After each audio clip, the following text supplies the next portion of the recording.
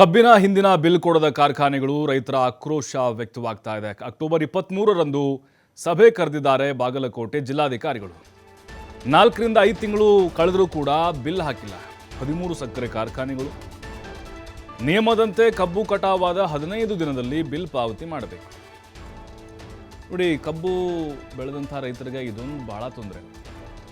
ಬಾಕಿ ಬಿಲ್ಲನ್ನು ಕೊಡೋದೇ ಇಲ್ಲ ಇವರು. ಪ್ರತಿ ಬಾರಿ ರೈತರಿಗೆ ಸತಾಯಿಸಿ ಬಿಲ್ ಕೊಡ್ತಾ ಇದ್ದಾವೆ ಕಾರ್ಖಾನೆಗಳು. 4-5 ತಿಂಗಳು ಕಳೆದರೂ ಕೂಡ ಅವರು ಪಾಪ ಬ್ಯಾಲೆನ್ಸನ್ನು ಕೊಟ್ಟೇ ಇಲ್ಲ. ಹಣ ಕೊಡೋವರೆಗೂ ಕಬ್ಬು ಕಟಾವು ಬೇಡ ಅಂತ ರೈತ ಸಂಘಟನೆಗಳು ಈಗ ಕರೆ ಕೊಟ್ಟಿದ್ದಾರೆ.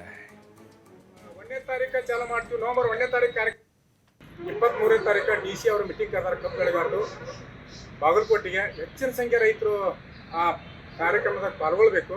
ಆಮೇಲೆ ಸರ್ಕಾರ ಕನ್ಫ್ಯೂಷನ್ ಮಾಡಿದ್ದೇನೆಂದ್ರೆ ಈ ಕಬ್ಬು ಬೆಳೆಗಾರನ 1ನೇ ತಾರೀಕು ಚಾಲು ಮಾಡ್ತೀವಿ, ನವೆಂಬರ್ 1ನೇ ತಾರೀಕು ಕಾರ್ಯಕ್ರಮ ಚಾಲು ಮಾಡ್ಬೇಕಂತ ಆದೇಶ ಮಾಡಿದ್ದನ್ನ ತತ್ಕ್ಷಣ 20ನೇ ತಾರೀಕು ಚಾಲು ಮಾಡ್ಬೇಕು ಕಾರ್ಯಕ್ರಮ ಅಂತೇಳಿ ಸರ್ಕಾರ ಕಬ್ಬು ಬೆಳೆಗಾರರ ಕನ್ಫ್ಯೂಷನ್ ಮಾಡ್ಯಾರ.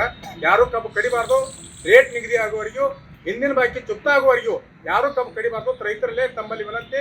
23ನೇ ತಾರೀಕು ಬಾಗಲಕೋಟೆಗೆ ಹೆಚ್ಚಿನ ಸಂಖ್ಯೆ ರೈತರು ಬರ್ಬೇಕಂತ ತಮ್ಮಲ್ಲಿ ಎಲ್ಲ ರೈತರಲ್ಲಿ ವಿನಂತಿ. 23ನೇ ತಾರೀಕು DC ಅವರು ಮೀಟಿಂಗ್. ಕರ್ನಾಟಕ ರಾಜ್ಯ ರೈತ ಸಂಘ ಹಾಗೂ ರಾಜ್ಯ ಕಬ್ಬು ಬೆಳೆಗಾರರ ಸಂಘ ಎಂಬುದು 2018-19ರ 2ನೇ ಕಂತಿನ ಹಣ 175 ರೂಪಾಯಿ ಕೊಡಬೇಕು. ಹಾಗೂ 21-22ರ 2ನೇ ಕಂತಿನ ಹಣ 62 ರೂಪಾಯಿ ಕೊಡಬೇಕು. ಹಾಗೂ 23-24ರ ಕಬ್ಬು ನುಡಿಸಿದ ಹಂಗಾಮಿನ ಸರ್ಕಾರ 150 ರೂಪಾಯಿನ ಅಧಿಕಾರಿಗಳು ಕೊಡಿಸಬೇಕು. ಹಾಗೂ 24-25ರ ಹಂಗಾಮಿನ 2ನೇ ಕಂತಿನ ಹಣ ಕೊಡಬೇಕು. ಪ್ರಸ್ತುತ ಹಂಗಾಮಿನ ಬೆಲೆಯನ್ನು ನಿಗದಿ ಮಾಡಬೇಕು. ಈ ಎಲ್ಲ ಸಮಸ್ಯೆಗಳನ್ನ ರೈತರು ಯಾವುದೇ ಇತ್ಯರ್ಥಪಡಿಸ ಆಗಲಾರದೇನೆ ಯಾರು ಕಬ್ಬು ಕಟಾವನ್ನ ಮಾಡಬಾರದು.